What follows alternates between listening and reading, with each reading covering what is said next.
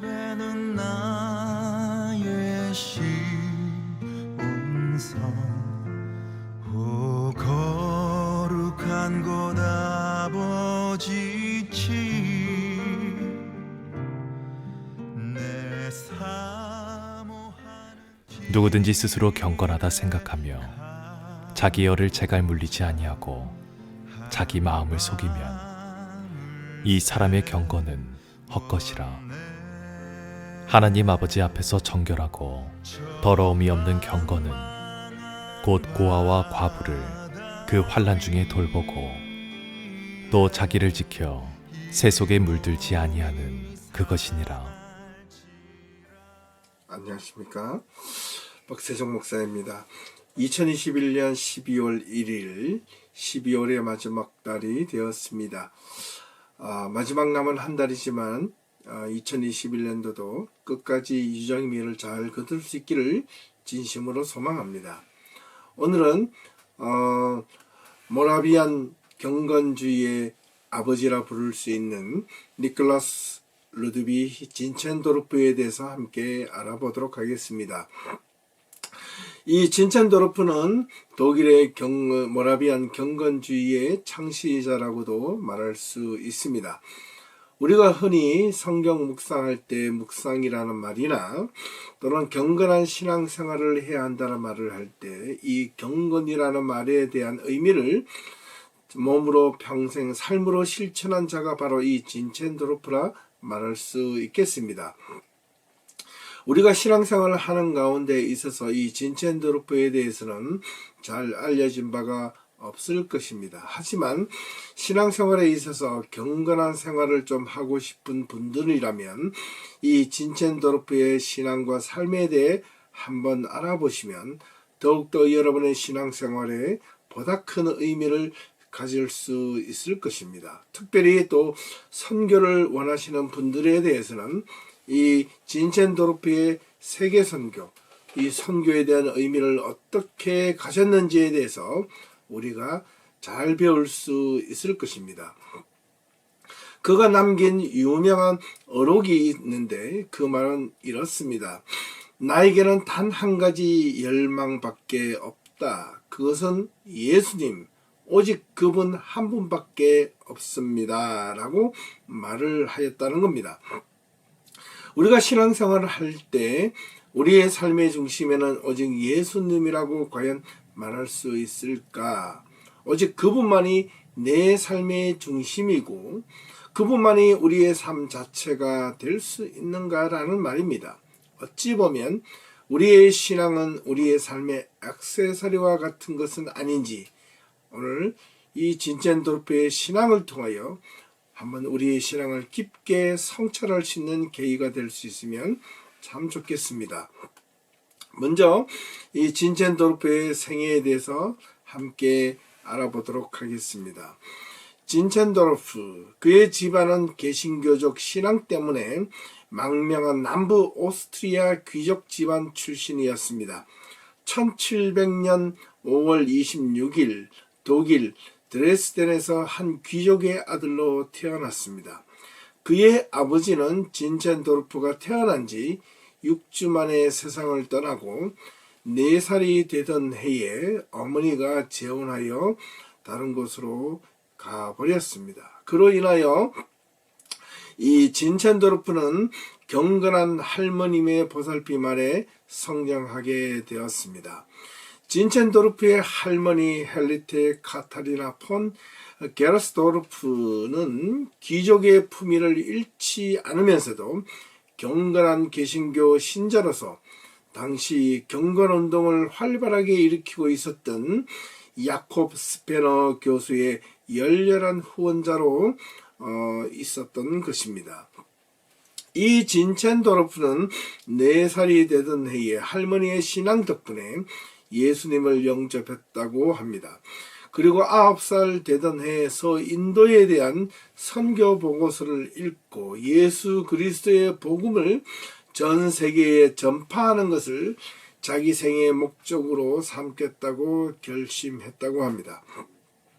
이 진첸도르프의 할머니 헬리테의 좌우명은 기도하고 믿고 그리고 조용히 기다리라 였습니다. 이 말은 마냥 기도만 하고 가만히 있으라는 말이 아닙니다. 하나님께서 손짓하고 계실 때 그에 대한 응답을 분명하게 하라는 뜻이었습니다. 십자가의 고된 일도 하나님께서 손짓하실 때 마다하거나 기피 하지 말라는 뜻이었습니다. 그저 기도하면 이루어질 줄 믿고 그저 그렇게 가만히 앉아서 기다리는 것이 아니라 오히려 기도한 이후에 그 기도의 응답이 이루어질 줄 믿고 자신의 삶을 열심히 개척해 나가라는 뜻이었다는 것입니다. 이 진첸도르프는 이러한 할머니에서 얻은 신앙의 영감과 할머니에 대한 신앙에 대한 모습을 훗날 이렇게 할머니에 대하여 회상을 하고 있습니다. 나는 나의 신앙의 원리들을 할머니에게서 받았습니다. 그분이 잊지 않았다면 오늘 나의 신앙은 이루어지지 않았을 것입니다. 나의 할머니는 구세주가 관심을 가졌던 이 세상에 있는 것에 대하여 그 모든 일에 대하여 관심을 보여주신 유일한 분이셨습니다. 나의 할머니는 카톨릭과 루터교 그리고 개혁파 종교 간의 그 어떠한 차이점도 알지 못했으며 할머니의 마음을 오로지 독차지한 것은 하나님의 사랑을 가지고 할머니 주변에 있는 가난한 이웃과 필요한 이웃에 대한 오로지 관심뿐이었습니다라는 기록을 하고 있습니다.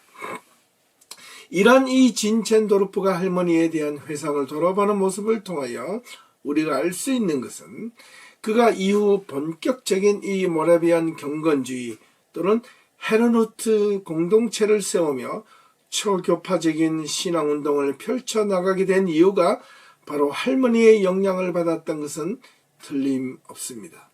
이 진첸도르프는 어릴 때부터 또한 할머니 헬리테의 여동생에게서 날마다 기도하는 법과 기도하면서 하나님과 대화하는 법을 열심히 배웠다고 전해지고 있습니다. 진첸도르프가 10살이 되던 해 할레에 있는 프랑케 학교인 페다고기움 레기움, 이 말은 귀족 학교를 뜻합니다. 이 귀족 학교에 가서 6년간 머물며 귀족 교육을 받았습니다. 이곳에서 공부하는 동안 친구들과 겨자씨 모임이라는 기도 모임을 만들어 학교 선생님들에게 그들의 조직을 보여주자 그의 탁월한 경건함에 놀라움을 표하기도 했다고 합니다. 이 학교에서는 무엇보다 이 할머니가 후원한 야콥 스페너와 프랑케의 경건주의식 기독교 교육이 엄격하게 시행되었고 또는 종종 외국 선교사들의 경험담 내지는 선교 보고도 자주 들을 수 있도록 배려했다고 전해집니다. 특별히 당시 학교 교장이었던 이 프랑케와 깊은 유대 관계를 가지고 있었으며 프랑케는 독일 경건주의를 확립하고 16세기 독일 종교개혁 이후에 신앙이 침체해진 독일 루트 교회에서 다시 한 번 더 개혁을 시도할 만큼 이 시도했던 필립 야콥 스페너의 제자이기도 했습니다. 이 스페너와 함께 경건주의에 대한 기본적인 신앙의 교회의 순결함과 영적 생활에 대한 뿌리가 내면에 자리 잡게 된 것입니다. 그만큼 한 사람의 신앙이 올바르게 성장하기 위해서는 신앙에 대한 환경이 참으로 중요하다 하겠습니다. 무엇보다 스페너는 자주 진첸도르프의 집을 방문하여 신앙적인 교훈과 감화를 어린 진첸도르프에 끼쳤기 때문에 어릴 때부터 신앙에 대한 눈을 바르게 뜰 수 있었습니다. 앞서 언급한 대로 할머니는 열렬한 스페너의 후원자이었기 때문에 스페너의 제자가 바로 프랑케였고 이 진첸도르프 집안의 이 두 사람은 아주 경건한 신앙에 결정적인 영향, 지대한 영향을 미쳤다고 볼 수 있습니다. 그는 이 할레에서 페다고기움 레기움을 학교를 졸업하고 신학을 공부하기로 결심하였으나 이후에 자신과 가족의 소원과는 달리 이상하게도 오히려 신학대학을 진학하지 않고 비텐베르그 대학으로 가서 법률을 공부하게 됩니다. 이 법률 공부를 마친 1721년 진첸도르프는 정부 산하에 있는 드레스덴의 관리로 일을 하기 시작합니다. 하지만 출세와 장래가 보장된 그 길 안에서도 그런 아무런 만족과 기쁨을 누리지 못하자 1719년부터 1721년 또는 서유럽 전통을 둘러보게 되는 여행을 그 전에 하게 되었습니다. 그의 나이 19세 때 학교를 졸업하기 전 진첸도르프는 졸업여행을 하는 동안 뒤셀도르프 미술관을 방문하게 되는데 그곳에서 이 사람을 보라라는 제목의 그림을 보게 되었고 그 그림 밑에 한 구절의 구절이 쓰여 있었습니다. 그 그림은 다름 아닌 십자가에 달린 예수님의 모습이었습니다. 그 아래 쓰여진 글씨에는 나는 너를 위하여 목숨을 바쳤건만 너는 나를 위하여 무엇을 하였느냐라는 글씨였습니다. 그 글을 보고 자신의 일생을 오로지 예수님을 위해 헌신하겠다고 결단했던 그 마음이 이 진첸도르프는 정부 산하에서 일을 하고 있는 동안에 아무런 의욕을 갖지 못했을 때 그 구절이 떠올랐던 것입니다. 1721년 작센 법원에서 약 1년 정도 근무 후 나이 22살에 에르트무테 토로데아와 결혼을 하게 됩니다. 토로데아는 진첸도르프와 같은 이 경건한 신앙생활 노선을 가지고 있었기 때문에 남편이 하는 일을 묵묵히 내조할 수 있었습니다. 이 남편 진첸도르프와 더불어 찬송가도 작곡하고 남편이 해외 선교에 헌신하는 동안에는 가사를 홀로 돌보며 열심히 꾸려나가기도 했었습니다. 특별히 그의 생애의 마지막 15년 동안은 무늬만 부부생활, 이름만 부부생활을 할 정도로 서로 오랫동안 떨어 지내기도 했었지만 끝까지 남편이 하는 하나님의 선교의 일을 잘할 수 있도록 겸손히 잘 감당하고 지원했었습니다. 이 본격적인 진첸도르프의 신앙에 대해 함께 알아보도록 하겠습니다. 젊은 진첸도르프는 그의 나이 불과 20살이던 1722년 자신이 조상으로부터 물려받은 유산의 일부를 팔아서 베르텔스트로프에서 약 2km 정도 떨어진 지역의 부동산을 구입하여 슈피너와 프랑케의 경건주의 운동의 본산인 할레 대학과 같은 시설을 만들어 선교 본부를 만들고자 했습니다. 이 당시 1727년에는 당시 종교적 박해를 피해 이곳 베르텔스트로프 근처로 도망온 신앙의 박해자들의 신앙의 박해를 받은 이 모라비안 사람들, 체코 모라비안 사람들에게 안식처를 내어 주었습니다. 이들 대부분 이 체코 모라비안 신앙의 박해를 피해서 이곳 독일 드레스덴 근처로 오게 된 이 모라비아인들은 15세기 체코 종교개혁자 얀 후스 시대부터 종교적인 박해를 피해 내려왔던 보헤미안 형제단의 후계자들이었던 것입니다. 처음 몇 해 동안 이곳에 와서 정착하게 된 자들만 해도 무려 300여 명이나 되었습니다. 이들에게 종교적 안식처를 제공하고 모라비안들이 어려움을 없이 편안하게 정착할 수 있도록 허락하였습니다. 이를 두고 이곳을 향하여 주님의 망대, 독일말로 헤른후트라고 불렀던 것입니다.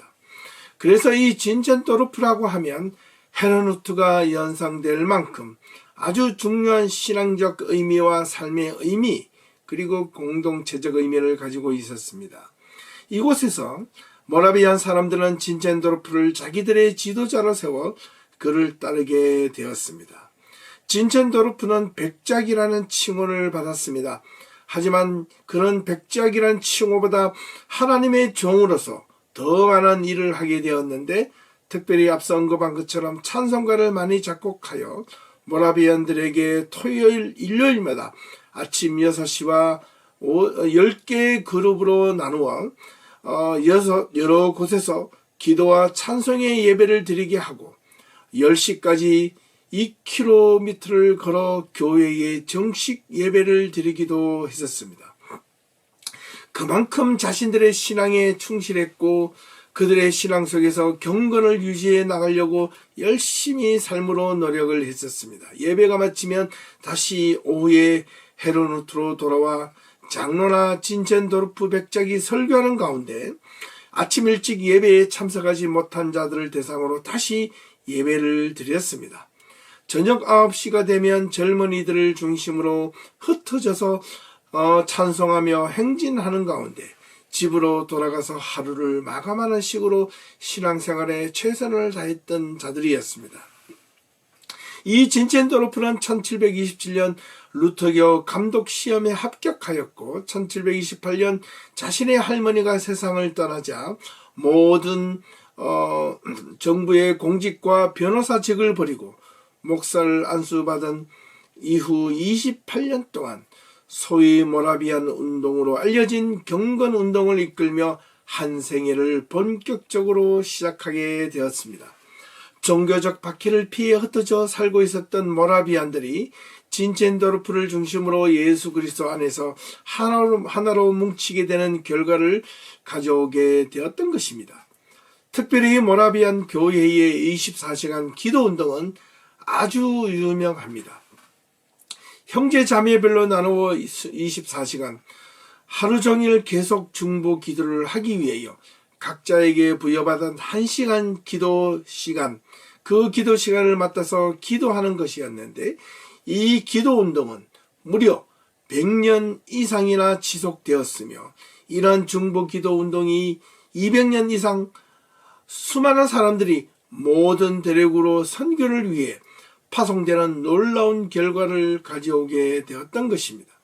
무엇보다도 이 진첸도르프는 어디든지 복음을 전하는 준비된 일꾼을 보내기 위해 청년 남녀들을 가정으로부터 때로는 분리시켜 엄격한 감독하에 신앙훈련을 시켰습니다. 이중 진첸도르프는 사역을 조직하고 아이디어가 풍부하여 뇌중이라는 매일의 기도의 말씀을 만들어 나누기도 했습니다.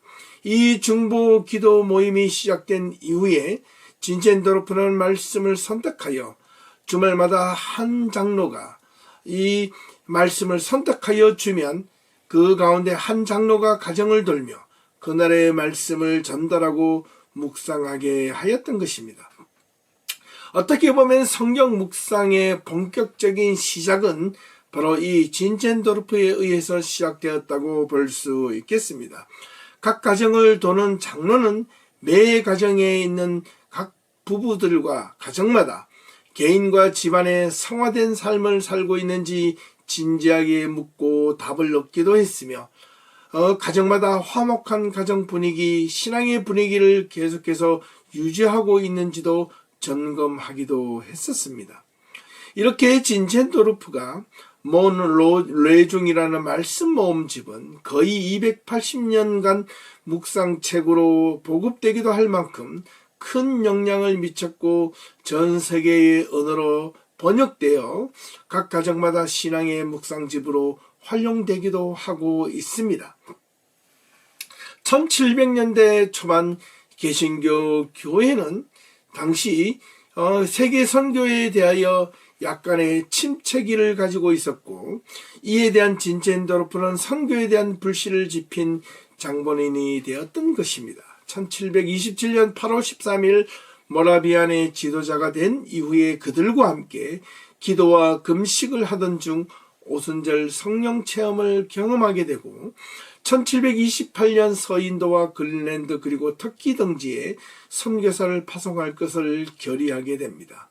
1731년 마침 덴마크 크리스찬 4세의 대관식에 참여할 기회가 있었는데 그곳에서 서인도에서 온 한 흑인과 그린랜드 출신의 2명의 에스키모인들을 만나게 됩니다.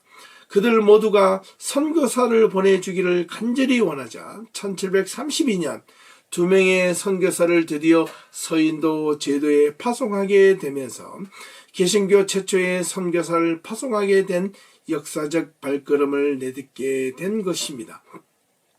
이것을 계기로 모라비안 선교사들이 세계 선교를 품으며 선교사 파송을 받아 선교지에서 낮에는 그들과 같이 일하고 밤에는 성경을 열심히 가르친 자비랑 선교사를 배출하게 되었던 것입니다.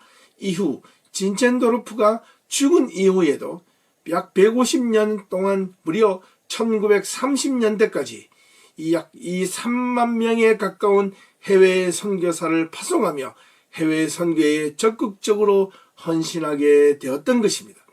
진첸도르프가 죽은 1760년 당시 그린란드 13개 지역과 중북부 아메리카와 서인도 제도에서 약 49명의 형제와 17명의 자매들이 무려 약 6,125명의 생명을 책임지고 있었을 정도의 파급적인 효과를 이루고 있었던 것입니다. 이 모라비안 만드로로 선교사를 파송한 것이 그전에 모든 개신교와 성공회가 보내었던 선교사의 숫자들을 통틀어 합친 것보다 더 많은 수의 선교사를 보낸 것은 결코 놀라운 일이 아니었던 것입니다. 이들에게 있어서 선교의 가장 중요한 전략은 뭐라 해도 기도였습니다. 이 기도의 후원하에 세계의 복음을 위하여 100년 이상 무려 1년 365일 하루 24시간 끊임없이 각자가 기도하는 담당 시간을 정하여 한 번도 쉬지 않고 기도 릴레이를 하였다는 그 기도 운동은 그야말로 기도의 기적이라 불릴 만큼 오랫동안 지속되었습니다. 이 기도 운동 없이, 기도의 후원 없이 세계 선교는 결코 있을 수 없다는 것을 다시 한 번 더 확인하는 것이라 할 수 있겠습니다. 이들 가운데 아프리카에서 잡혀온 노예들에게 복음을 전하기 위하여 자기 스스로가 먼저 노예로 팔려가 노예가 되어 노예 속에 들어가 살면서 복음을 전하는 진짜 성육신적 선교적 삶을 살았던 자들도 있었습니다.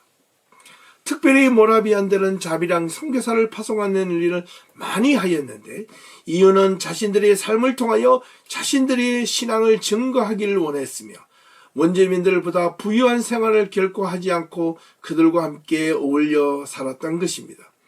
이들의 주된 복음 사역은 복음 자체였기 때문에 그 선교의 의미에서는 그 지역의 정치나 경제적인 문제에 휘말리지 않도록 삼가했었습니다. 그들의 메시지는 아주 단순했습니다. 다름 아닌 예수 그리스도의 십자가의 죽음과 그리고 부활, 오직 이 명제뿐이었습니다. 이것이 이들의 선교의 핵심이었고 이것을 전하기 위해 때로는 가족과 헤어져 살기도 했었으며 진첸도르프 역시 이러한 복음을 전하기 위해 선교를 하기 위해 자신들의 아이들과 아내를 홀로 남겨두고 유럽이나 해외를 여러 다니며 무려 10여 년 동안이나 선교 여행을 지속적으로 다니기도 했었습니다. 여기서 중요한 한 가지 또 다른 사건이 하나 일어나게 되었는데 그것은 바로 1736년 지역에서는 루터파 지식인들, 특별히 정치 사회의 지배 세력과 사업 지도자들은 진첸도르프의 이러한 공동체를 그리 좋게 보지 않고 있다가 결국에는 이단자까지 하게 됩니다. 이단으로 내몰려 저 진첸도르프는 위기에 몰리게 됩니다. 그럼에도 불구하고 이 진첸도르프는 그런 지방 정부와 지식인들과 그를 모함하는 자들의 어떤 모함에도 굴하지 않고 자신의 공동체를 끝까지 지속시켜 나가게 되자 결국 작센 정부는 이 진첸도르프를 헤르루트에서 추방시켜 버리는 일이 발생하게 되었던 것입니다.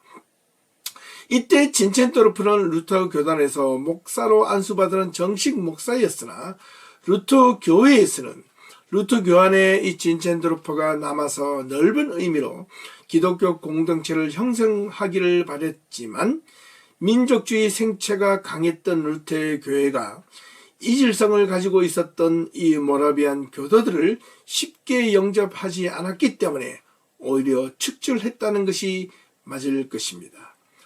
이 때문에 진첸도르프는 자신의 신학에는 핍박 사건으로 보여질 수 있겠지만 오히려 이렇게 자신이 살고 있었던 헤르누트 공동체로부터 축출당하는, 정부로부터 축출당하고 추방당하는 이 사건이 오히려 하나님 편에서 기독교 선교 역사 측면에서 모라비안 선교를 위한 시발점으로 생각하고 오히려 자신은 선교에 몰두할 수 있게 된 것에 대하여 감사했다는 사실입니다.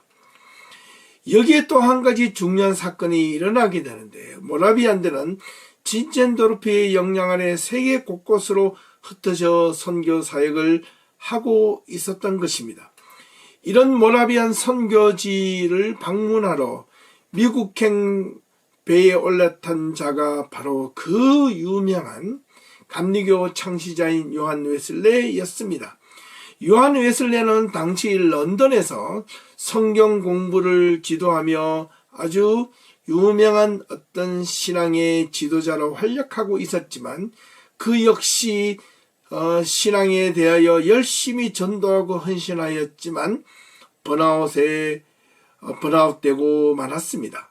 그래서 자신의 신앙을 충전하고자 미국에 있는 배를 향하여 타게 됩니다. 그 배 안에서 이 요한 웨슬레는 미국 가는 배를 타고 가는 도중 심한 폭풍우를 만나 위기를 만나게 됩니다. 대부분의 승객들이 공포에 떨고 있는 동안 같은 배를 타고 있었던 이 모라비안제는 조금도 요동하지 않고 오히려 시편 말씀을 통해 하나님을 찬양하고 경건한 모습을 보이는 모습에 이 요한 웨슬레는 감동을 받게 되었습니다. 이때 모라비안들은 웨슬레에게 이렇게 물었다고 전해집니다. 예수님을 개인적으로 그리스도로 받아들인 적 있습니까? 예수 그리스도를 개인적으로 그리스도로 온전히 믿으십니까? 라는 말이었다. 이 질문에 대하여 요한 웨슬레는 자신의 구원관에 대하여 진지한 도전으로 받아들이고 조지아에서도 다시 런던으로 돌아갔어도 그가 사역하는 가운데서도 모라비안 형제들과 교제하며 영향을 주고받았던 것입니다. 모라비안 본거지인 독일 헤르누트를 직접 방문하기도 하며 경건주의의 삶을 배워 나중에 감리교를 창시하게 된 위대한 요한 웨슬레, 그의 신앙의 밑바탕에는 분명 이 진첸도르프의 경건주의 신앙의 영향을 받았다고 감히 말할 수 있겠습니다. 진첸도르프는 그리스도를 위해서라면 자신의 전 재산뿐만 아니라 하나밖에 없는 자신의 목숨까지도 아낌없이 드렸던 자였습니다. 당시 언급한 대로 그는 당시 주위의 시기와 비난과 이단으로 내몰려 1736년 고향에서 추방당한 것을 결코 슬퍼하지 않고 오히려 하나님께서 세계 곳곳에 흩어져 있는 선교사들을 위로하며 복음을 전파할 것을 기회로 주신 것을 알고 모라비안 선교지가 있는 영국, 독일, 스위스, 네덜란드, 서인도 제도, 북아메리카 등등을 방문하며 그들을 위로하며 복음을 전했던 것입니다. 1741년부터 1743년대 초반까지는 미국 펜실베니아에서 원주민들을 위한 선교사업 발전과 교회 연합운동에 힘쓰고자 모라비안 감독직을 내어놓고 다시 루터교 목사로 일을 하기도 했었습니다. 하지만 루터교회는 그의 초교파적 노력에 부응하지 않았기 때문에 그는 다시 루터직 목사직을 내려놓고 모라비안 교회 육성에 힘쓰게 되었습니다. 1746년 추방령이 철회되고 다시 헤르누트 공동체로 돌아오게 되었습니다. 그로 인해 거의 죽을 때까지 그는 계속해서 광범위한 지역을 돌아다니며 복음 전파와 선교사들을 위로하며 또한 격려하기를 마다하지 않았습니다. 그는 시간이 갈수록 점점 문제로 부각이 시작한 모라비안 형제단의 분열과 또한 경건의 침체성을 막기 위한 온갖 노력을 애쓰다가 1760년 60세의 일기로 그만 열병에 걸려 세상을 떠나고 말았습니다. 그가 예수님을 인격적으로 만난 뒤 그가 죽는 순간까지 그의 삶의 모토가 나에게는 단 한 가지 열방, 오직 예수 그리스도 한 분밖에 없다라고 했는 그의 모토가 그의 삶을 온전히 이끌었다고 볼 수 있습니다. 우리도 신앙생활을 하면서 여러분의 각자의 삶에 신앙의 모토가 있는지 오늘 한번 다시 묻고 싶습니다. 예수님의 덕을 보려고만 하지 말고 예수님의 은혜로 말미암아 구원받은 우리들은 예수님이 십자가에 달려 돌아가심과 그의 부활이 무엇 때문에 누구 때문에 이루어졌는가를 다시 한 번 더 돌아보며 우리의 신앙과 삶을 성찰할 수 있기를 소망합니다. 우리에게도 정말 하나님의 은혜 가운데 하나님으로 인하여 정말 신앙적 삶, 믿음의 삶을 살 수 있는지 깊이 돌아보아야 하겠습니다. 여담입니다마는 저도 사실 이 진첸도르프에 대해서는 그동안 잘 알지 못했습니다.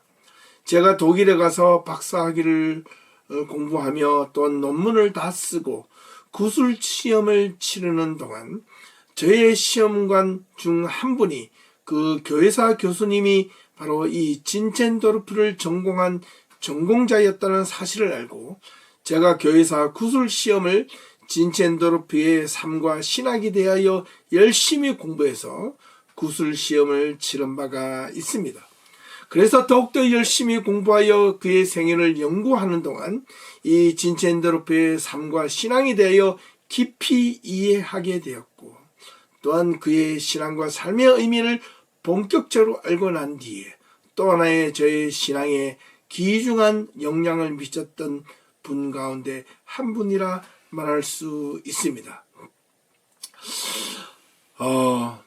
예수 그리스도의 복음을 위하여 누가 뭐라 해도 자신의 꿋꿋한 길을 믿음으로 헤쳐나간 자가 바로 이 진첸도르프였다고 말할 수 있겠습니다. 그런 살아있을 때 마치 루터 교회에서조차도 살아있을 때 이단자 또는 광신자, 종종 잘못 변질된 루터 교인, 그리고 가장된 교회주의자, 적그리스도, 모하메드의 원숭이 등등 이런 정말로 감당하지 못할 불순한 칭호들까지 받았지만 결코 그런 수모와 불순한 칭호에 개의치 않았던 인물이었습니다. 당시 사람들은 진첸도르프에 대하여 그렇게 좋게 평가하지 않았고 오히려 당시 사회 질서를 흩뜨리는 불순한 조직단체의 수장으로 보았던 것입니다. 하지만 그가 죽은 뒤 많은 세월이 흐르고 그의 공동체들이 끊임없이 세계 선교와 복음을 전하는 모습을 보고 재평가가 이루어지기 시작했던 것입니다. 진첸도르프는 중세 근대 교회사에서 결코 빼놓을 수 없습니다.